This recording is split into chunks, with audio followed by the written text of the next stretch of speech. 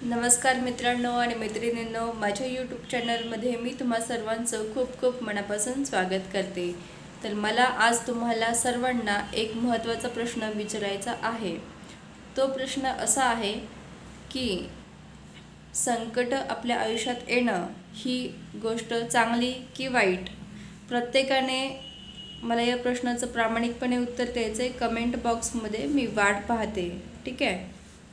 तर तुमचं काय मत आहे ते कमेंटमध्ये मला सांगायला अजिबात विसरू नका। तर माझं तर मत हे आहे की आयुष्यामध्ये जर संकट येत असतील, तुमच्या कुठलेही संकट असू द्या, आर्थिक असू द्या, मानसिक असू द्या, कुठे नात्यांमध्ये काही प्रॉब्लेम्स असू द्या, कुठलेही संकट असू द्या, ते जर संकट आपल्या आयुष्यामध्ये येत असेल ना, तर स्वतःला खूप खूप धन्यवाद द्या, देवाला धन्यवाद द्या की तुम्हाला पारखण्यासाठी देवाने तुमच्यावरती हे संकट आणले आहेत। आणि आपण अनेक जन्माचे पाप पुण्य घेणं देणं ते या जन्मामध्ये प्रत्येक जन्मामध्ये फेडत असतो थोडं थोडं, ठीक आहे।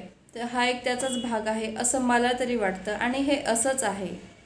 तुम्ही पण या गोष्टीवरती नक्की अभ्यास करा, कारण मी कथा वगैरे ऐकते ना, तर त्यातून थोडंसं मला माहिती भेटते, माझे प्रश्न सुटतात, म्हणून मी माझ्या गोष्ट मी तुमच्यापर्यंत मांडण्याचा प्रयत्न करते, म्हणजे तुमचे पण काही प्रश्न असतील तर त्याचंही समाधान होईल।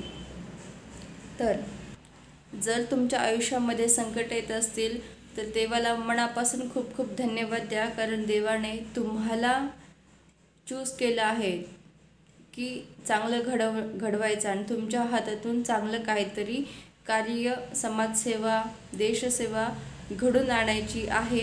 म्हणूनच तुमच्यासाठी हे संकट येतात, तुम्हाला मजबूत बनवण्यासाठी। पण याउलट आपण काय करतो, संकट आली कुठलेही असू दे, काही पण, तर ते आपण इतरांना सांगायचा प्रयत्न करतो आणि इतरांनी आपल्याला मदत करावी, आपलं ऐकावं असे आपली अपेक्षा होते आणि अपेक्षा वाढत जाते। आणि कोणी आपल्याला इग्नोर केलं तर मग आपल्याला जास्त त्रास होतो। तर मग असं न करता ही पद्धत चुकीची आहे। आपल्या आयुष्यामध्ये संकट आले, आपल्याला माहिती आहे आपला काय त्रास आहे, तर आपण त्याचं उत्तर शोधायला गेलं पाहिजे। आपण स्वतःहून त्या प्रश्नाचं उत्तर शोधलं पाहिजे। शोधल्यावर देवही सापडतो असं म्हणतात, बरोबर। तर प्रश्नांची उत्तरं देखील सापडतात। आणि जर देवावरती विश्वास असेल, तुम्ही कोणालाही म्हणत असाल, जर प्रामाणिकपणे जर त्यांच्यावरती विश्वास असेल, श्रद्धा असेल ना, तर ते संकट फार काळ टिकत नाही, उत्तर लगेच भेटून जातं। आणि जे लोक संकटांवर मात करायला शिकतात ना, ते मेंटली पण खूप स्ट्रॉंग असतात। त्यांचे माइंडमध्ये नवीन नवीन आयडिया येत राहत असतात। जसं की तुम्ही बघत असाल, मी स्टॉक मार्केटमध्ये ट्रेडिंग करत होते, इन्व्हेस्टमेंट चालू आहे। ट्रेडिंग मी आता करत नाही आहे, त्याच्यामध्ये फार लॉसेस वगैरे घ्यावे लागतात, तर तेवढं मी बेअर करू शकत नाही।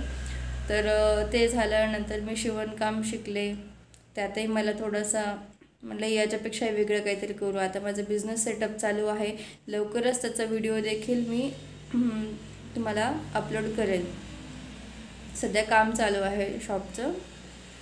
तर अशा पद्धतीने जर संकट आली तर धन्यवाद माना देवाचे, कारण त्यांनी आपल्याला चूज केलं आहे, आपल्याला निवडलं आहे समाजकार्य करण्यासाठी, देशाला काहीतरी मदत करण्यासाठी, आपल्या संस्कृतीला काहीतरी पुढे आणण्यासाठी आपल्याला निवडलं आहे। तर देवाचे आभार माना आणि कुठलेही संकटांना घाबरून जाऊ नका, हिमतीने सामना करा, हिम्मत वाढवा स्वतःची।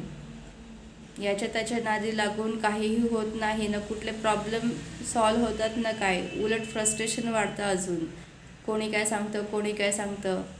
तर असं करत बसू नका। तुम्हाला प्रॉब्लेम आहे, तुम्हाला त्रास आहे, तर तुम्ही निर्णय घ्या स्वतःहून। दुसऱ्यांवर अवलंबून राहिलात ना, आयुष्यात काहीच खरं नाही आहे, तुमचं काहीच होऊ शकत नाही। मग तुम्ही स्वतः निर्णय घ्या आणि तुम्ही स्वतः संकटांवर मात करायला शिका, म्हणजे पुढे पण तुम्हाला कोणाच्या आधाराची गरज वाटणार नाही। आणि कुठलेही मोठे संकट येऊ दे पुढे तुमच्या कधी पण, तर तुम्ही त्याची सहन करण्याची तयारी ठेवताल, डगमगणार नाहीत। माझं मत कसं वाटलं हे देखील मला कमेंटमध्ये नक्की सांगा।